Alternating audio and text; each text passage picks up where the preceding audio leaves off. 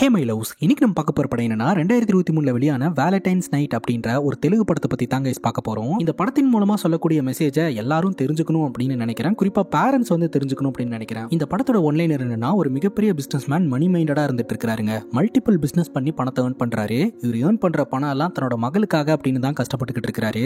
தன்னோட மகளுக்காக இவ்வளோ கஷ்டப்படுறாரு. ஆனால் தன்னோட மக வாழ்க்கையில் என்ன பண்ணிக்கிட்டு இருக்கா அப்படின்னு சுத்தமாக கண்டுக்காம விட்டுறாரு. என்ன வேணுமோ அதை பண்ணுமா, அப்போ நான் இருக்கேன், நான் பார்த்துக்கிறேன் அப்படின்ற மாதிரியே வளர்த்துட்டாரு. அது எங்க கொண்டு போய் விட்டுச்சு அப்படின்றது தான் மொத்த படமே. இந்த வீடியோவை ஸ்கிப் பண்ணாம பாருங்க. நீங்க பார்த்துட்டு இருக்கிறது சரண் என்டர்டைன்மெண்ட். நான் தான் சரண். வாங்க வீடியோக்குள்ள போலாம். படத்தோட ஸ்டார்டிங் சீன்ல ஒரு இன்ஸ்பெக்டரை காட்டுறாங்க. இந்த இன்ஸ்பெக்டர் நம்ம கிட்ட ஒரு விஷயத்த சொல்றாருங்க.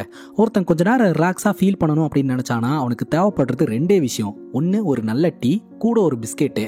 அந்த பிஸ்கெட்டை டீல நினைச்சு சாப்பிடும் போது அதுல கிடைக்கிற கிக்கே தனி கிக்கு. ஆனா இதெல்லாம் இவனுக்கு பத்தாது அப்படின்னு ஒருத்தனை கட்டி போட்டு மிரட்டிக்கிட்டு இருக்காங்க. ஆக்சுவலா அவன் ஒரு ட்ரக் வழக்குல மாட்டியிருக்கான். என்ன பண்ணியிருக்கானா, பொண்ணுங்களுக்கு இலவசமா ட்ரக்கை கொடுத்து அவங்கள தேவையில்லாத விஷயத்துலலாம் இன்வால்வ் பண்ணியிருக்காங்க. ஆனா இப்போ இன்ஸ்பெக்டர் இவன்ட்ட கேட்கறது என்னன்னா, உன் தலைவன் யாரு அப்படின்றத சொல்லிடு அப்படின்ட்டு. என்ன அடிச்சாலும் மிதிச்சாலும் அவன் வாயவே திறக்க மாட்டேன்றாங்க. கடுப்பான இன்ஸ்பெக்டர் போட்டு தள்ளிட்டு போயிட்டே இருக்கிறாரு. ஸோ அடுத்தடுத்து எவன்லாம் ட்ரக் வழக்குல மாட்டுறானோ அவனை வச்சு இந்த தலைவனை கண்டுபிடிக்கணும் அப்படின்றது தான் இன்ஸ்பெக்டரோட நோக்கமா இருக்கு. அங்க கட் பண்ணா இப்ப ரெண்டு அசிஸ்டன்ட்டை காட்டுறாங்க. இவனுங்க யாரு அப்படின்னா, இந்த தலைவனுக்கும் கிரவுண்ட் லெவல்ல இருக்கிறவங்களுக்கும் மிட்மேனா இருப்பானுங்க. தலைவன் கிட்ட இருந்து இந்த ட்ரக்கை வாங்கி இந்த கிரவுண்ட் லெவல்ல இருக்கிறவங்க கிட்ட கொடுத்து சப்ளை பண்ண சொல்லிட்டு அதன் மூலமா பணத்தை சம்பாதிப்பானுங்க. அந்த பணத்தை தலைவன் கிட்ட ஒப்படைச்சா தலைவன் இவங்க ரெண்டு பேர்த்துக்கும் பணத்தை பிரிச்சு தருவான். ஸோ அப்படிதான் இந்த பிசினஸ் ரன் ஆயிட்டு இருக்குங்க. அந்த வகையில ஒருத்தன் இந்த ட்ரக்கை பிக்கப் பண்றதுக்காக வரான். அவன் வழக்கத்துக்கு மாறா எனக்கு இன்னொரு பாக்ஸ் கொடுங்க அப்படின்னு கேட்கறான். ஒன்ன போய் சப்ளை பண்ணிட்டு வாடா, ஒன்னு போதும் அப்படின்னு சொல்ல, இல்லைண்ணே என் கேர்ள் ஃப்ரெண்டுக்கு ஐபோன் வாங்கி தரணும்னு ஆசைப்படுறேன், அதனால இன்னொரு பாக்ஸை கொடுத்தீங்கன்னா சீக்கிரமாவே வாங்கி கொடுத்துருவேன் அப்படின்னு சொல்ல, அப்படியா சரி எடுத்துட்டு போ அப்படின்னு சொல்ல, இன்னொருத்தன் எதுக்காக நீ தர, ஏதாவது பிரச்சனையில மாட்டி விட்டானா என்ன பண்றது அப்படிங்கும்போது, போலீஸ் கிட்ட மாட்டினா அப்படின்னு கேட்க, போலீஸ் கிட்ட மாட்டினா உங்க பேரையும் தலைவன் பேரையும் நான் கடைசி வரைக்கும் சொல்ல மாட்டேன், செத்தாலும் பரவாயில்ல அப்படின்ற மாதிரி ஸ்ட்ராங்கா சொல்றான். ஸோ நல்லா பிரைன் வாஷ் பண்ணி வச்சிருக்கானுங்க அப்படின்றது இதுல இருந்தே தெரியுதுங்க. உடனே அவன் போனதுக்கு அப்புறம் இவங்க டிஸ்கஸ் பண்ணிக்கிறாங்க. சப்போஸ் அவன் போலீஸ்ல மாட்டிக்கிட்டானா அந்த ட்ரக் மட்டும் தான் வீணா போகும். சப்போஸ் அவன் மாட்டல அப்படின்னா பணம் கிடைக்கும். 50-50 தாங்க இதுல சர்வைவ் ஆகிறதுக்கான வாய்ப்பு. எந்த பிரச்சனையிலுமே மாட்டாம இவனுங்க சர்வைவ் ஆயிட்டானுங்கன்னா லட்சாதிபதி. சப்போஸ் போலீஸ் கிட்ட மாட்டிட்டாங்க அப்படின்னா போலீஸ்காரங்க கம்பி காய்ச்சிடுவாங்க. இப்படிதாங்க இவங்க வாழ்க்கை போயிட்டு இருக்கு. அங்க கட் பண்ணா ஒரு மிகப்பெரிய அபார்ட்மெண்ட்டை காட்டுறாங்க. அதுல ஒரு பையன் தனியா வாழ்ந்து வந்துகிட்டு இருக்கான். அவனுடைய பேரு சந்தோஷ் அப்படின்னு வச்சுக்கலாம். அவன் பீட்சா ஆர்டர் பண்ணியிருக்கான். டெலிவரி பாயும் பீட்சாவை கொடுத்துட்டு பணம் கேட்கிறாரு. இவன் ஒரு கட்டு பணத்தையே எடுத்து கொடுக்குறான். அப்பதான் தெரிய வருது இவன் பீட்சா ஆர்டர் பண்ணல, பீட்சாக்குள்ள ட்ரக் ஆர்டர் பண்ணியிருக்கான் அப்படின்ட்டு. அப்ப கரெக்டா அவனுடைய பேரண்ட்ஸ் கால் பண்றாங்க. சந்தோஷோடைய பேரண்ட்ஸ் பாத்தீங்கன்னா மணி மைண்டடான பேரண்ட்ஸா இருக்காங்க. அவங்க யூரோப்ல இருக்காங்க. சந்தோஷோடைய பேரண்ட்ஸ் யூரோப்ல புதுசா ஒரு பிசினஸ் தொடங்க போறதா ரொம்ப ஹாப்பியா சொல்லிக்கிட்டு இருக்காங்க. இவனும் ரொம்ப ஜாலியா பேசிட்டு, எனக்கு பர்த்டே வருது, என்னோட பர்த்டே ஃபங்க்ஷன்ல எப்போ கலந்துக்க போறீங்க அப்படின்னு கேட்கும்போது, இல்ல எங்களால வர முடியாது அப்படின்ற மாதிரி சொல்லிடுறாங்க. அண்ட் சந்தோஷுக்கு தேவையான பணம் எல்லாமே அனுப்பி வைக்கிறதா சொல்றாங்க. சந்தோஷ்க்கு ரொம்ப கஷ்டமா இருக்குங்க. ரொம்ப நாளாவே இவன் தனிமையான ஒரு வாழ்க்கையை வாழ்ந்துகிட்டு இருக்கான். அதனாலதான் இவன் ட்ரக் அடிக்ட் ஆயிருக்கான். இப்போ கூட பாத்தீங்கன்னா பீட்சா ஆர்டர் பண்ணியிருக்கான் இல்லையா, அந்த பீட்சாவை தூக்கி பார்த்தா கீழே ட்ரக் எல்லாம் வச்சிருக்காங்க. அதை எடுத்து யூஸ் பண்ணிட்டு ஃபுல் டே போதையிலேயே இருந்துகிட்டு இருக்கான். அதுக்கப்புறம் பப்பு கிளப்பு அப்படின்னு சொல்லிட்டு இவன் பாட்டுக்கு தனியா இவனோட வாழ்க்கையை வாழ்ந்துகிட்டு இருக்கான். இவன் இந்த மாதிரி ஒரு பாதையை தேர்ந்தெடுத்ததற்கு முழு காரணமே அவங்க பேரண்ட்ஸ் தான். பேரண்ட்ஸ் கேட்கும் போதெல்லாம் பணத்தை அனுப்பிச்சு வச்சிருவாங்க, பெருசா கண்டுக்கவும் மாட்டாங்க. அங்க கட் பண்ணா ஒரு பிசினஸ் மேனை காட்டுறாங்க. வீட்டுல ஒர்க் அவுட் பண்ணிக்கிட்டு இருக்காருங்க. ஸோ இந்த பிசினஸ் மேனோட பொண்ணு பேரு வேதா. இவ பணம் வேணும் அப்படின்னு கேட்கிறா. கேட்ட உடனே கபோர்ட்ல இருந்து எடுத்துக்குமா அப்படின்னு சொன்ன உடனே கரெக்டா அந்த இடத்துக்கு இந்த பிசினஸ் மேனோடைய மனைவி வராங்க. ஆக்சுவலா இவங்க ரெண்டாவது மனைவி. முதல் மனைவி இறந்து போயிட்டாங்க. முதல் மனைவிக்கு பிறந்த பொண்ணு தான் இந்த வேதா. இரண்டாவது மனைவி பேரு மாயா. மாயா என்ன சொல்றாங்கன்னா, உங்க பொண்ணு பணம் கேட்டான்னு உடனே எடுத்து கொடுக்காதீங்க, உங்க பொண்ணு என்ன பண்றா அப்படின்றத கொஞ்சம் கவனிங்க அப்படின்னு சொன்னா இந்த பிசினஸ் மேன் அதெல்லாம் கண்டுக்க மாட்டேன்றாருங்க. நான் சம்பாதிக்கிறது எல்லாமே என் பொண்ணுக்காகதா, என் பொண்ணு கேட்டு கொடுக்கலனா எப்படி, அதனால நான் கொடுப்பேன் அப்படின்னு சொல்ல, இந்த பக்கம் வேதா என்ன சொல்றானா, நீங்க என்னோட அம்மா கிடையாது, அது மட்டும் இல்லாம நான் ஒன்னும் சின்ன பொண்ணு கிடையாது, அதை மைண்ட்ல வச்சுக்கோங்க அப்படின்னு சொல்ல, அதைத்தான் நானும் சொல்றேன், நீ ஒன்னும் சின்ன பொண்ணு கிடையாது, பெரிய பொண்ணு ஆயிட்ட, அதனால நீ என்ன பண்ற ஏது பண்ற அப்படின்றத நாங்க கொஞ்சம் கவனிக்கணும் அப்படின்னு இந்த பிசினஸ் மேன் கிட்ட சொன்னா, இந்த பிசினஸ் மேன் நீ உன் வேலையை பாரு அப்படின்ற மாதிரி திட்டி விட்டுட்டு, உனக்கு எவ்வளவு பணம் வேணுமோ அந்த கபோர்ட்ல இருந்து எடுத்துக்கமா அப்படின்ற மாதிரி சொல்லிடுறாரு. இந்த வேதாவும் பாத்தீங்கன்னா கபோர்ட்ல இருந்து பணத்தை எடுத்துக்கிறா. இந்த பிசினஸ் மேன் இருக்கிறார் இல்லையா, இவரு ஒரு பிசினஸ் பண்ணலங்க, மல்டிபிள் பிசினஸ் பண்ணிட்டு இருக்காரு. பட் இவரு தொட்டது எல்லாமே தொடங்குதுங்க. எதுல கொண்டு போய் பணத்தை போட்டாலும் அது ரீஜெனரேட் பண்ணி இவருக்கு பணத்தை கொடுத்துருது. அதனாலேயே அவர் பொண்ணு கேட்கறது எதுக்குமே நோ சொல்லாம கேட்ட பணத்தை கொடுத்துட்டு ஆடிக்கிட்டு இருக்கிறாரு. அங்க கட் பண்ணா ஒரு சினிமா ப்ரொடியூசர் டைரக்டரை காட்டுறாங்க. இவர் ஒரு படத்தை எழுதி இயக்கி இருக்கிறாருங்க, இவரே ப்ரொடியூஸும் பண்ணியிருக்கிறாரு. அந்த படம் வந்து ரொம்ப நல்ல படம், அது நிறைய பேர்த்தோட வாழ்க்கையை மாத்துச்சுன்னு கூட சொல்லலாம். ஆனால் அது வணிக ரீதியாக படுதோல்வி அடைஞ்சிருச்சு. அதனாலேயே பார்த்தீங்கன்னா இவர் ரொம்ப டிப்ரெஷனுக்குள்ள போயிருந்திருக்கிறாரு. போதாத குறைக்கு இவருக்கு ஃபினான்ஸ் பண்ணி ஹெல்ப் பண்ணி இருந்திருப்பாங்க இல்லையா, அவங்கெல்லாம் இவரை ஏமாத்தி இருந்திருக்கிறாங்க. குறிப்பாக இவரோட வீட்டையெல்லாம் வந்து ஜப்தி பண்ணிட்டாங்க. ஸோ நாளைக்கு இந்த வீட்டில இருந்து என்னை வெளியே அனுப்பிச்சிருவாங்க, ரொம்ப ஆசாசியாக கட்டின வீடு, இதுக்கு மேலே நான் வாழ போறது இல்லை, என் வாழ்க்கையை முடிச்சுக்கலான்னு இருக்கிறேன் அப்படின்னா ஒரு சூசைட் நோட் எழுதிக்கிட்டு இருக்காருங்க. இப்போ மாயா பார்த்தீங்கன்னா தன்னோட கொலீக்கோட கார்ல வந்து இறங்குறாங்க. அப்போ கொலீக்கு வந்து இன்னும் எவ்வளோ நாள் இப்படியே நம்ம இருக்கிறது, தயவு செஞ்சு இந்த விஷயத்த உன்னோட கணவர்கிட்ட சொல்லிடு அப்படின்னு ரெண்டு பேரும் எதையோன பற்றி டிஸ்கஸ் பண்ணிட்டு இருக்காங்க. அதை மாடியில இருந்து வேதா ஃபோட்டோ எடுத்து தன்னுடைய அப்பாக்கு அனுப்பிச்சு வைக்கிறா. இந்த மாதிரி மாயாவோட நடவடிக்கை சரியில்லை அப்படின்ட்டு. அங்கே கட் பண்ணா இந்த ப்ரொடியூசர் தற்கொலை பண்ணிக்கலாம்னு நினைக்கும் போது காலிங் பெல் அடிக்கிற சவுண்டு. அப்போ ஒரு பையன் வந்து உங்களுடைய பிக்கஸ்ட் ஃபேன் சார், நான் நீங்கள் எடுத்த படத்தில் நான் ஒரு சின்ன ரோல் பண்ணியிருக்கேன், அது என்னோட வாழ்க்கையே மாற்றிருச்சு, ரொம்ப நன்றி சார் அப்படின்ற மாதிரி சொல்லிட்டு போகிறான். ஸோ நம்ம எடுத்த படம் நிறைய பேர்த்தோட வாழ்க்கையை மாறி இருக்கு, நம்ம வாழ்க்கை ரொம்ப மோசமானாலும் மற்றவங்க வாழ்க்கை நல்லா இருக்கு, ஸோ அதனால் இந்த சூசைட் பிளான் எல்லாம் கேன்சல் பண்ணிட்டு நாம ஏன் ஒரு மோட்டிவேட்டராக இருக்கக்கூடாது அப்படின்னு இந்த ப்ரொடியூசர் தன்னோட மைண்டை மாற்றிக்கிறாருங்க. அங்கே கட் பண்ணால் நம்ம வேதாவோடைய அப்பா இந்த பிஸ்னஸ் மேனும் இந்த பிஸ்னஸ் மேனோடைய ஃப்ரெண்டும் ஒன்றா உட்காந்து சரக்கு போட்டுக்கிட்டு இருக்காங்க. அப்போது இந்த பிஸ்னஸ் மேனோடைய ஃப்ரெண்டு, நீ கொடுத்த இந்த ஃபினான்ஷியல் ஒர்க்கெல்லாம் வந்து கம்ப்ளீட் ஆகிடுச்சு, இதுதான் அதன் மூலமாக வந்த பணம் அப்படின்னு கொடுக்க, இந்தாடா இது உன்னோட கமிஷன் அப்படின்னு சொல்லிட்டு இந்த பிஸ்னஸ் மேன் ஒரு அமௌண்ட்டை கொடுக்குறாரு. அந்த அமௌண்ட்டை வாங்கி வச்சுட்டு இந்த பிஸ்னஸ் மேனோடைய ஃப்ரெண்டு ஒரு விஷயத்த சொல்கிறாரு, உன்னை பார்த்தா எனக்கே ரொம்ப பொறாமையாக இருக்குடா, நீ எதில் கை வச்சாலும் அது வெற்றி தான், எதில் நீ பணம் போட்டாலும் அது ரீஜெனரேட் பண்ணி வந்துடுது, இது எல்லோரோட வாழ்க்கையிலுமே நடந்துடாது, பட் உன்னோட வாழ்க்கையில் நடக்குது அப்படின்னா அதுக்கு காரணம் லக்கு தான் அப்படின்னு சொல்ல, லக்கா, எனக்கு லக்கு மேலெல்லாம் ஒன்றும் நம்பிக்கை கிடையாது, குறிப்பாக எனக்கு கடவுள் நம்பிக்கையே கிடையாது அப்படின்ற மாதிரி அவர் சொல்கிறாருங்க. அப்போவே இந்த பிஸ்னஸ் மேனோடைய ஃப்ரெண்டு சொல்கிறாரு, எல்லாம் ஓகே தான்டா, நீ நிறைய பணம் சம்பாதிக்கிற, அப்படியே உன்னோட ஃபேமிலி கூடயும் நேரத்தை செலவிட்ட அப்படின்னா நல்லாயிருக்கும் அப்படின்னு சொல்ல, இந்த பிஸ்னஸ் மேன் அப்படியே பார்க்குறாரு. ஸோ இவர்கிட்ட இருக்கக்கூடிய பெரிய நெகட்டிவ் பாயிண்ட்டே இது ஒன்று தான் அப்படின்றத ஃப்ரெண்டு பாயிண்ட் பண்ணுறாரு.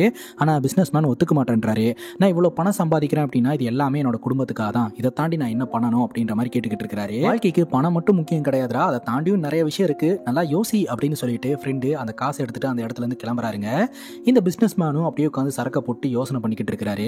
ஆனா இந்த பிசினஸ் மேனை பொறுத்த வரைக்கும் பணம் தான் எல்லாமே, நம்ம இவ்வளவு கஷ்டப்பட்டு சம்பாதிக்கிறதுலாம் யாருக்காக, தன்னோட மனைவிக்காகவும் மகளுக்காகவும் தானே அப்படின்ற மாதிரி தான் ஒரு ஸ்டாண்ட் எடுத்துக்கிட்டு இருக்கிறாரு. அங்க கட் பண்ணா அஜய் மற்றும் பிரியா அப்படின்ற காதலர்களை காட்டுறாங்க. அஜய் பாத்தீங்கன்னா ரேடியோல ஆர்ஜேவா ஒர்க் பண்ணிக்கிட்டு இருக்காரு. இவங்க ரெண்டு பேரும் ரொம்ப நாளாவே லவ் பண்ணிக்கிட்டு இருந்தாங்க, ரொம்ப நல்லாவே லவ் பண்ணிக்கிட்டு இருந்தாங்க. ஆனா திடீர்னு அஜய்க்கு என்னாச்சுன்னு தெரியல, நம்ம ரெண்டு பேரும் லவ் பண்ண வேண்டாம், இதோட எல்லாத்தையும் நிப்பாட்டிக்கலாம், பிரேக்கப் பண்ணிக்கலாம் அப்படின்ற மாதிரி சொல்றாரு. பிரியா வந்து காரணம் கேட்கறாங்க, எல்லாம் நல்லா தானே போயிட்டு இருந்தது, திடீர்னு என்ன பிரேக்கப்னு சொல்லிட்டு இருக்க, என் மேல ஏதாவது பிரச்சனை இருக்கா, மிஸ்டேக் இருக்கான்னு எவ்வளோ கேள்வி கேட்டாலும் அஜய் வந்து எனக்கு வேண்டாம், எனக்கு பிடிக்கல, எல்லாத்தையுமே நிப்பாட்டிக்கலாம் அப்படின்னு சடனா பிரியாவை பிரேக்கப் பண்ணிட்டு ஒதுங்கி போயிடுறாரு. இல்லை சந்தோஷமாவே இருக்க மாட்டேன் அஜய், என்னதான் பிரச்சனைன்னு கொஞ்சம் சொல்லேன், சால்வ் பண்ணிக்கலாம் அப்படின்னு சொல்றாங்க. ஆனா அஜய் என்ன சொல்றாருன்னா, நான் இல்லைனா தான் நீ சந்தோஷமா இருப்ப, நீ சந்தோஷமா இருக்கணும் அப்படின்றதுக்காக தான் இந்த பிரேக்கப் அப்படின்னு சொல்லிட்டு பிரேக்கப் பண்ணிட்டு போயிடுறாரு. அப்ப பிரியா பாத்தீங்கன்னா பழசெல்லாம் நினைச்சு பார்த்துக்கிட்டு இருக்காங்க, இவங்க ரெண்டு பேரும் எவ்வளோ சந்தோஷமா இருந்தாங்க அப்படின்ட்டு. அஜய் நிறைய சர்ப்ரைஸ் எல்லாம் பண்ணுவாருங்க, அதெல்லாமே நம்ம பிரியாக்கு ரொம்ப பிடிக்கும். எல்லாம் நல்லபடியாக தான் போயிட்டு இருந்தது, திடீர்னு இவன் ஏன் இப்படி அவாய்ட் பண்ணிட்டு போறான்னு ஒண்ணுமே புரியல. இப்போ சந்தோஷம் காட்டுறாங்க, இவனே ஒரு பெரிய பணக்காரனா தானே இருந்தான், இப்போ பாத்தீங்கன்னா இவன் டெலிவரி பண்றதுக்காக அந்த ட்ரக் பாக்ஸை தூக்கிட்டு வந்திருக்கான், ஒரு இடத்துல ஆர்டர் பண்ணியிருக்காங்க. அவங்க வீட்டில் வந்து கதவை தட்டினா நம்ம வேதா தான் வந்து அதை வாங்குறா. வெயிட் பண்ணுங்க, நான் காசு எடுத்துட்டு வந்துடுறேன் அப்படின்னு சொல்லிட்டு உள்ள போனவா வரவே இல்லை. ரொம்ப நேரமா இவன் வெயிட் பண்ணிக்கிட்டு இருந்தான். அப்புறம் டைம் ஆயிடுச்சு அப்படின்ட்டு உள்ள வந்து பார்த்தா இந்த பொண்ணு அப்படியே கீழே விழுந்து கிடக்குறா. ஆக்சுவலாக இவன் ட்ரக் அடிக்ட் ஆகி ட்ரக்கை சரியான டைமில் எடுக்காதனாலே கீழே விழுந்திருக்கா. உடனடியே இவன் அந்த ட்ரக்கையே கொடுத்து அந்த பொண்ணோட உயிரை காப்பாற்றுறான். அதுக்கப்புறம் அந்த பொண்ணு வெயிட் பண்ணுங்க, நான் போய் காசு எடுத்துகிட்டு வந்துடுறேன் அப்படின்னு சொல்லிட்டு இந்த பொண்ணு போய் நிறைய காசு எடுத்துகிட்டு வந்து கொடுக்குறா. எதுக்குங்க இவ்வளோ காசு, அந்த ப்ராடக்ட்டுக்கு மட்டும் காசு கொடுங்க அப்படிங்கும்போது என்னோட உயிரை காப்பாற்றிருக்கீங்களே, இதை வச்சுக்கோங்க அப்படின்னு சொல்ல, இல்லை பரவாயில்ல அப்படின்ற மாதிரி சொல்லிட்டு இவன் கிளம்ப பார்க்குறான். பணம் தான் வேணான்னு சொல்கிறீங்க, காஃபியாவது குடிச்சிட்டு போங்க அப்படின்ட்டு வேதா நம்ம சந்தோஷம் உட்கார வச்சு பேச ஆரம்பிக்கும் போது தான் ஒருத்தர் இன்ட்ரோ ஆகிக்கிறாங்க. அப்போ வேதா தன்னோட கதையை சொல்ல ஆரம்பிக்கிறா. இந்த மாதிரி எனக்கு என்னோட அம்மானா ரொம்ப பிடிக்கும், என்னோட அம்மா நிறைய நேரம் என் கூட டைம் ஸ்பெண்ட் பண்ணுவாங்க, என்னோட அம்மா முழு நேரமும் பிசினஸ்ல பிஸியா இருந்துட்டு இருப்பாரு. ஒரு நாள் என்னோட அம்மா இறந்து போயிட்டாங்க, அம்மா இறந்து போனதுக்கு அப்புறம் நான் தனிமரம் ஆயிட்டேன், ரொம்பவே ஃபீல் பண்ணேன். அப்பா ரெண்டாம் தரமா மாயா அப்படின்றவங்களை கல்யாணம் பண்ணாங்க, ஆனா எனக்கு அவங்கள பிடிக்கல, அம்மா இடத்துல வச்சு பார்க்க முடியல, அம்மாவை ரொம்ப மிஸ் பண்ணேன், அந்த தனிமையை போக்குறதுக்காக தான் இந்த ட்ரக் எடுக்க ஆரம்பிச்சேன், அடிக்ட் ஆயிட்டேன் அப்படின்னு சொல்ல சந்தோஷ் சொல்றான், உன்னோட கதை மாதிரி தான் என்னோட கதையும், என்னோட அம்மா அப்பா கூட பிசினஸ் பண்ணும் அப்படின்னு சொல்லிட்டு அது பின்னாடியே போயிட்டு இருந்தாங்க, என் கூட டைமே ஸ்பெண்ட் பண்ண மாட்டாங்க, அதனாலேயே நான் ட்ரக் அடிக்ட் ஆயிட்டேன். அப்புறம் ஒரு நாள் அவங்க ஒரு ரோடு ஆக்சிடென்ட்ல இறந்துட்டாங்க அப்படின்னு தெரிய தெரிய வந்தது. சொந்தக்காரங்க யாருமே சப்போர்ட் பண்ணல, இருந்த பணம் எல்லாம் போச்சு. அதுக்கப்புறம் நான் இந்த மாதிரி டெலிவரி பண்ணுறதுக்காக வந்துட்டேன் அப்படின்ற மாதிரி சொல்லிக்கிட்டு இருக்கான். அதுக்கப்புறம் 2 பேரும் ஃப்ரெண்ட் ஆகிட்டாங்க, ஒன்றா ட்ரக் எடுக்கிறாங்க. அங்கேயே பார்த்தீங்கன்னா 2 பேரும் ஜாலியாக என்ஜாய் பண்ணிக்கிட்டு இருக்காங்க. ஸோ இவங்க 2 பேர்த்துக்குள்ள ஒரு பேட்சப் ஆயிருதுங்க. இப்போ மாயாவையும் மாயாவோட கொலீக்கையும் காட்டுறாங்க. இந்த கொலீக் சொல்கிறாரு, இன்னும் எவ்வளோ நாள் தான் இப்படி மறைச்சிக்கிட்டே இருக்கிறது, தயவு செஞ்சு உன்னோட கணவர்கிட்ட சொல்லிடலாம் அப்படின்னு டிஸ்கஸ் பண்ணிட்டு இருக்கும்போதே இந்த பிஸ்னஸ் மேனோடைய ஃப்ரெண்டு உள்ளே வராருங்க. ஆக்சுவலாக மாயாவோட கொலீக்கு, மாயா, அப்புறம் இந்த பிஸ்னஸ் மேனோடைய ஃப்ரெண்டு, இவங்க எல்லோருமே பார்த்தீங்கன்னா ஒரே கம்பெனியில் தான் வந்து ஒர்க் பண்ணிட்டு இருக்காங்க. ஸோ இவங்க 2 பேரும் ஒன்றா ஏதோ ஒரு விஷயத்த சீக்ரெட்டாக பேசிகிட்டு இருக்கிறத இந்த பிஸ்னஸ் மேனோடைய ஃப்ரெண்டு வந்து புரிஞ்சுக்கிறாரு. இவங்க 2 பேர்த்துக்குள்ளே ஏதோ ஒரு லிங்க் இருக்குது அப்படின்னு சொல்லிட்டு அங்கே கட் பண்ணால் ஆர்ஜே அஜயை காட்டுறாங்க. அஜய் வந்து ரெகுலராக ஷோ பண்ணுறதுக்காக போகிறாரு. தினமும் ஃபஸ்ட்டு கால் பார்த்தீங்கன்னா பிளாங்க் காலாக தான் இருக்குது. யாரோ ஒருத்தங்க கால் பண்ணுறாங்க, ஆனால் பேச மாட்டேன்றாங்க. அவங்களுக்காக ஒரு பாட்டை போட்டு விட்டு அடுத்தடுத்துன்னு கால்ஸ் பேச ஆரம்பிச்சிடுறாரு. அஜயோட ஃப்ரெண்டு கால் பண்ணி, யாரா தினமும் உனக்கு பிளாங்க் கால் பண்ணிட்டு இருக்கா, நான் கூட புதுசாக ஒரு சாஃப்ட்வேர் டெவலப் பண்ணி அதில் நம்பர் போட்டால் அவங்களோட கம்ப்ளீட் டீட்டெயில்ஸ் வந்துடும், ட்ரை பண்ணலாமா அப்படின்னு கேட்க, அதெல்லாம் ஒன்றும் வேண்டாம் அப்படின்ற மாதிரி சொல்லிடுறாரு. ஏன்னா ஆர்ஜே அஜய்க்கு வந்து இப்போ தானே பிரியா கிட்ட இருந்து பிரேக்கப் ஆச்சு. ஸோ புதுசாக எந்த ஒரு ட்ரையும் பண்ண வேண்டாம்னு ஃப்ரீயாக இவர் பாட்டுக்கு ஷோ பண்ணிக்கிட்டு இருக்கிறாரு. ஆனால் இவரோட ஷோலேயே ரெகுலராக ஒரு பொண்ணு கால் பண்ணி, எனக்கு உங்களோட வாய்ஸ் ரொம்ப பிடிக்கும், நான் உங்களை காதலிக்கிறேன் அப்படின்னு லவ் அப்ரோச் பண்ணிக்கிட்டு இருக்கு. இவர் ஜென்டலாக அவாய்ட் பண்ணிட்டு போயிடுறாருங்க. காரணம் என்னன்னா, இவர் ஒரு ஷோ பண்ணிக்கிட்டு இருக்காரு, இவரோட ஷோவை நிறைய பேர் பார்த்துக்கிட்டு இருக்காங்க, இவருக்குன்னு ஒரு பேர் இருக்கு. ஏதாவது பதில் சொல்லி இவரை யாராவது ஜட்ஜ்மெண்டலாக பார்த்து ஏதாவது பிரச்சனைக்கு லீட் பண்ணிருச்சுன்னு என்ன பண்ணுறது, அதனால அமைதியாக அவாய்ட் பண்ணிட்டு போயிடுறாருங்க.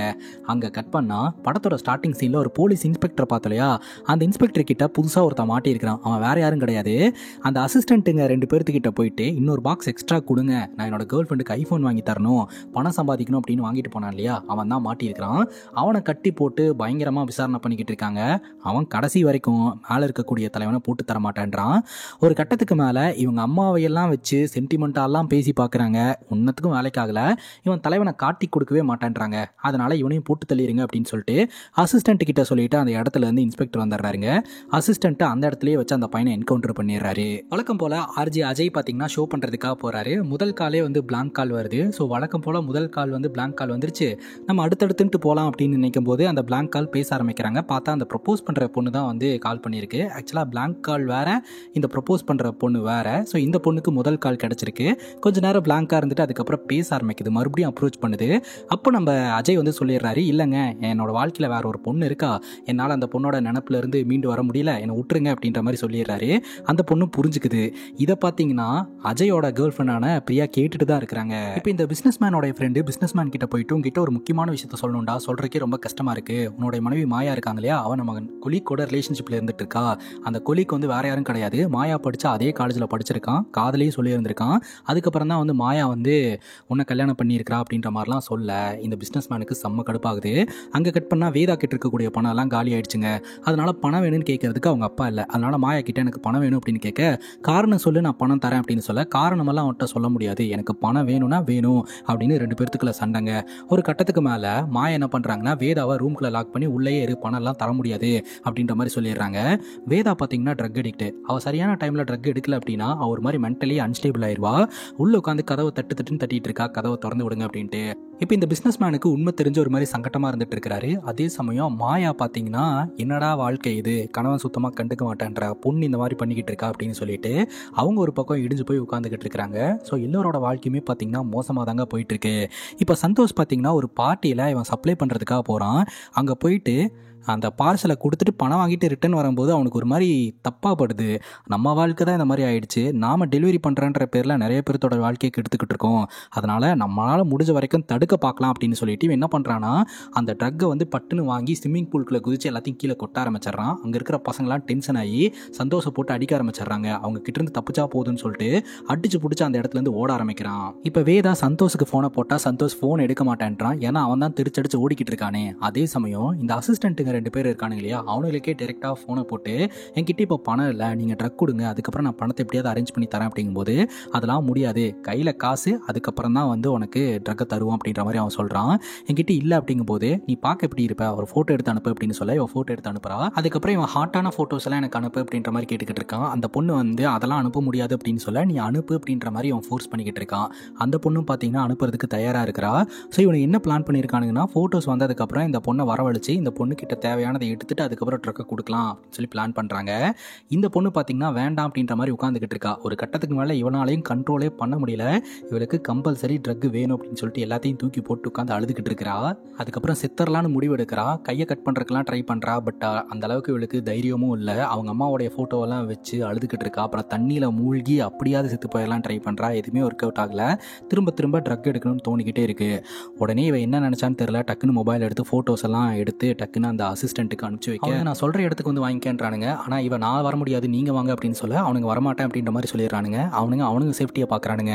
அங்கே கட் பண்ணா அஜய் பார்த்தீங்கன்னா அந்த பசங்க கிட்ட இருந்து தப்பிச்சு ஒரு அப்பார்ட்மெண்ட்டுக்குள்ளே பூந்துறான். அங்கேயும் இந்த சந்தோஷத்தை துரத்திட்டு வந்துறானுங்க. அங்கிருந்து தப்பிச்சு ஒரு வீட்டுக்குள்ளே போயிடுறான். அது இந்த ப்ரொடியூசரோட வீடுங்க. யாருப்பா நீ அப்படின்னு கேட்க, இந்த ப்ரொடியூசர் கிட்ட பேசுறதுக்கு அப்படியே சந்தோஷ் திணறிக்கிட்டு இருக்க. அவங்க 2 பேருக்குள்ள ஏதோ ஒரு கான்வர்சேஷன் நடக்குது. அங்கே கட் பண்ணா அலி அப்படின்ற ஒரு டாக்ஸி டிரைவரை காட்டுறாங்க. இவர் ஒரு சாடைக்கு நம்ம எம்ஜினா மாதிரியே இருக்கிறாருங்க. இவர் பார்த்தீங்கன்னா டாக்ஸி ஓட்டிட்டு வந்துகிட்டு இருக்காரு. பின்னாடி நம்ம பிரியா உட்காந்துக்கிட்டு இருக்காங்க. ஆர்ஜே அஜயோட காதலியான பிரியா. அந்த பிளாங்க் கால் வந்துகிட்டே இருக்கும் இல்லையா, அந்த பிளாங்க் கால் பண்ணுறது வேற யாரும் கிடையாது, நம்ம பிரியா தான். ஸோ பிரியா வந்து ஸ்டில் காதலிச்சுக்கிட்டு இருக்காங்க. அந்த காதலை ஃப்ரெஷ்ஷாக ஸ்டார்ட் பண்ணலாம், அஜயை நமக்கு பிடிக்க வைக்கலாம் அப்படின்னு சொல்லி ட்ரை பண்ணி இருந்திருக்காங்க. ஸோ இப்போ அஜயை பார்க்கறதுக்காக தான் டாக்ஸியில் வந்துகிட்டு இருக்காங்க. அந்த நேரம் பார்த்து அலியோட கார் வந்து ரிப்பேர் ஆயிருதுங்க. இப்போ இந்த பிஸ்னஸ் மேன் வீட்டுக்கு போறாரு. கொலீக் வீட்டில் இருக்கிறாருங்க. இந்த கொலீகும் மாயாவும் ரிலேஷன்ஷிப்பில் இருக்காங்க அப்படின்னு சொல்லிட்டு இந்த பிஸ்னஸ் மேன் சண்டை போட ஆரம்பிக்கிறாரு. அப்போதான் இந்த கொலீக் ஒரு விஷயத்த சொல்றாரு. ஆமாம், நீ நினைக்கிறதெல்லாம் உண்மைதான். நான் வந்து காலேஜ் டைமில் மாயாவை லவ் பண்ணேன். ஆனால் மாயா வந்து உன்னை லவ் பண்ணா. அதனால தான் உனக்கு 2வது பொண்டாட்டியாக கூட வரதுக்கு தயாராக இருந்தா. ஆனால் நீ வந்து அவளை சுத்தமாக கண்டுக்கவே இல்லை. தினந்தானா அவளை கண்டுக்காமையே டார்ச்சர் பண்ணிக்கிட்டு இருக்க. உனக்கு ஒன்று தெரியுமா, நாங்கள் 2 பேரும் ரிலேஷன்ஷிப்லலாம் இல்லை. நான் வந்து அவகிட்ட சொல்லுன்னு சொல்லிட்டு இருக்கிற விஷயம் என்ன தெரியுமா, அவளுக்கு வந்து கேன்சர் இருக்குது. இன்னும் கொஞ்ச நாளில் சாக போகிறா. அவள் சாகிறதுக்குள்ளேயாவது நீ சந்தோஷமாக வச்சுக்கணும் அப்படின்றதுக்காக தான் நான் ஃபோர்ஸ் பண்ணி அந்த விஷயத்த உன்ட்ட சொல்லுன்னு சொல்ல சொன்னேன். எங்கள் 2 பேருக்குள்ள நீ நினைக்கிற மாதிரி தப்பான உறவு எதுவுமே கிடையாது. நாங்கள் ஃப்ரெண்ட்ஸாக இருக்கோம் அப்படின்ற மாதிரி சொல்ல இந்த பிஸ்னஸ் மேன் இடிஞ்சு போய் கீழே உட்காடுறாருங்க. அப்போ தான் விஷயம் தெரிய வருது, வேதா மர்மமான முறையில் காணாமல் போயிட்டாங்க அப்படின்னு சொல்லி. இனிமேலாவது நான் நல்லா தகப்பனாக இருக்க போகிறேன் அப்படின்ட்டு வேதாவை தேடி வேதாவோடைய அப்பா வந்துகிட்டு இருக்கிறாருங்க. இன்னொரு பக்கம் இந்த கார் ரிப்பேர் ஆயிடுச்சு அப்படின்ட்டு பிரியா நடந்து வந்துட்டு இருந்தாங்க இல்லையா, அப்போ வழக்கம் போல அஜய்க்கு கால் பண்ணலான்னு கால் பண்ணும்போது அஜய் ஃபோனை அட்டன் பண்ணுறாரு. கரெக்டாக இந்த வேதா இந்த அசிஸ்டண்ட்டுக்கு கிட்ட இருந்து தப்பிச்சு ஓடி வந்துகிட்டு இருக்கிறா. நம்ம பிரியா கிட்ட ஹெல்ப் கேட்டுக்கிட்டு இருக்கா. இந்த சவுண்ட் எல்லாம் வந்து அஜய்க்கு கேட்குது. நமக்கு கால் பண்ண பிளாங்க் காலர் ஏதோ ஒரு பிரச்சனையில் இருக்காங்க அப்படின்ட்டு தன்னோட ஃப்ரெண்டுக்கு கால் பண்ணி, நீ ஒரு சாஃப்ட்வேர் டெவலப் பண்ணியிருக்கல, இது யார் என்னன்னு கொஞ்சம் டீட்டெயில் எடுத்துக்கொடு, கடைசி லொக்கேஷன் என்னன்னு பாரு அப்படிங்கும் போது, இவ்வளோ நாள் உனக்கு பிளாங்க் கால் பண்ணிட்டு இருந்தது பிரியா தாண்டா அப்படின்னு சொல்ல, அப்போ பிரியா ஏதோ ஒரு ஆபத்தில் இருக்கா அப்படின்ட்டு அடிச்சு பிடிச்ச அஜய் வந்து கடைசியாக அந்த லொக்கேஷன் எங்கே கட்டாச்சோ அந்த இடத்துக்கு வராரு. அங்கே அலி இருக்கிறாருங்க. அவர்கிட்ட கேட்டால் இந்த வழியில தான் அந்த பொண்ணு போச்சு அப்படின்னு சொல்ல, அலியும் நம்ம அஜயும் பார்த்தீங்கன்னா தேட ஆரம்பிக்கிறாங்க. அந்த நேரம் பார்த்து அலியோட வீட்டில் வேற அவங்க மனைவிக்கு பிரெக்னன்சி பெயின் வந்துடுது. அவர் ஒரு பக்கம் டிப்ரெஷனில் இருந்துகிட்டு இருக்கிறாரு. மனைவிக்கு என்னாச்சு ஏதாச்சும்னு சொல்லிட்டு நம்ம அஜய் ஒரு பக்கம் தேடிக்கிட்டு இருக்கிறாரு. கரெக்டாக அந்த இடத்துக்கு வேதாவுடைய அப்பா வந்துடுறாருங்க. அங்கே தாங்க ஒரு ட்விஸ்ட் ரிவீல் ஆகுது. ஆக்சுவலாக இந்த ட்ரக் டீலர்ஸ்க்கெல்லாம் தலைவன் ஒருத்தர் தான் இல்லையா, அந்த தலைவன் வேற யாரும் கிடையாது, இந்த பிஸ்னஸ் மேன் தான். ஸோ இந்த பிஸ்னஸ் மேன் அந்த இடத்துக்கு வந்து அசிஸ்டண்ட்டுங்க 2 பேர்த்தையுமே ஷூட் பண்ணுறாரு. தன்னோட பொண்ணை காப்பாற்றுறாரு. அப்போ ஒருத்தன் உசுரோட தான் இருந்துகிட்டு இருக்கான். டக்குன்னு கண் எடுத்து இந்த பிஸ்னஸ் மேனை போட்டு தள்ளிடுறான். பிஸ்னஸ் மேன் அங்கேயே செத்து போறாருங்க. அந்த இடத்துக்கு வந்த அஜய் பார்த்தீங்கன்னா இந்த வேதாவை காப்பாற்றி அலி கிட்ட ஒப்படைக்கிறாரு. எப்படியாவது இந்த பொண்ணை காப்பாத்துங்க அப்படின்ட்டு. அந்த இடத்துல பிரியாவை காணோம். பிரியாவை எல்லா இடத்துலையுமே தேடினா பிரியாவை ஒரு இடத்துல இவனுங்க அடைச்சி வச்சிருக்கானுங்க. உடனடியாக போய் நம்ம ஹீரோ பிரியாவை காப்பாத்துறாரு. 2 பேரும் மறுபடியும் ஒன்று சேர்றாங்க. இப்போதான் வந்து நம்ம அஜய் வந்து எதனால் பிரேக்கப் பண்ணாரு அப்படின்றதுக்கான காரணத்தை சொல்றாரு. ஆக்சுவலாக நம்ம அஜயோட அப்பா தாங்க அந்த சினிமா ப்ரொடியூசர். அவர் வந்து ஆரம்ப காலகட்டத்தில் நல்லா இருந்திருக்கிறாரு. அதனால பிரியாவை நல்லா பார்த்துக்கிட்டாரு. திடீர்னு ஒரு நாள் எல்லாமே தன்னோட கைவிட்டு போயிடுச்சு. பிரியாவை இதுக்கு மேலே நம்மளால பார்த்துக்க முடியாது அப்படின்றதுக்காக தான் அவரே வந்து அவாய்ட் பண்ணிட்டு போகலாம் அப்படின்னு நினச்சிருந்துருக்கிறாரு. ஆனால் பிரியா, நான் எல்லா சூழ்நிலையிலும் உங்க கூட இருப்பேன், நீ இப்படி பண்ணியிருக்க கூடாது, இனிமேல் நான் உங்க கூட இருப்பேன் அப்படின்ற மாதிரி சொல்லி 2 பேரும் ஒன்று சேர்ந்துடுறாங்க. ஸோ இன்னொரு பக்கம் நம்ம அலிக்கு வந்து பையன் பிறந்திருக்கிறதா அவங்க வீட்டிலேருந்து கால் பண்ணுறாங்க. அவரும் சந்தோஷமாக இந்த வேதாவை கொண்டு போய் ஹாஸ்பிட்டலில் சேர்க்குறாரு. அப்புறம் இந்த சந்தோஷ் பார்த்தீங்கன்னா ஒரு வீட்டுக்குள்ளே நுழைஞ்சான் இல்லையா, அது இந்த ப்ரொடியூசரோட வீடு தான். அவர் தான் இப்போ மோட்டிவேட்டர் ஆகிட்டார் இல்லையா, அதனால சந்தோஷ் உட்கார வச்சு மோட்டிவேஷன்லாம் பண்ணிட்டு இருக்கிறாரு வாழ்க்கையில் முன்னேறதுக்கு. இந்த இன்ஸ்பெக்டர் ரொம்ப நாளாக தேடிட்டு இருந்தார் இல்லையா இந்த ட்ரக் டீலரோடைய தலைவனை. ஸோ அந்த ட்ரக் டீலரோடைய தலைவன் அவங்களுக்குள்ளேயே நடந்த சண்டையில் செத்து போயிட்டான் அப்படின்ற தகவல் தெரிய வருது. இந்த இன்ஸ்பெக்டரும் கொஞ்சம் ரிலாக்ஸ் ஆகுறாருங்க. ஆக்சுவலாக அஜயோட லைஃப் தலைகளாக மாறினதுக்கு காரணமும் இந்த பிஸ்னஸ் மேன் தாங்க. இப்போ இந்த பிஸ்னஸ் மேனும் இறந்துட்டான். அஜயோட அப்பாவும் நல்லா தான் இருக்கிறாரு. அஜயும் பார்த்தீங்கன்னா ஆர்ஜே ஒர்க்கை நல்லா தான் பண்ணிக்கிட்டு இருக்கிறாரு. ஸோ இதோட இந்த படம் முடியுதுங்க. இதே மாதிரி வேற ஒரு நல்ல வீடியோவில் வந்து சந்திக்கிறேன். Love you guys, take care and cheers.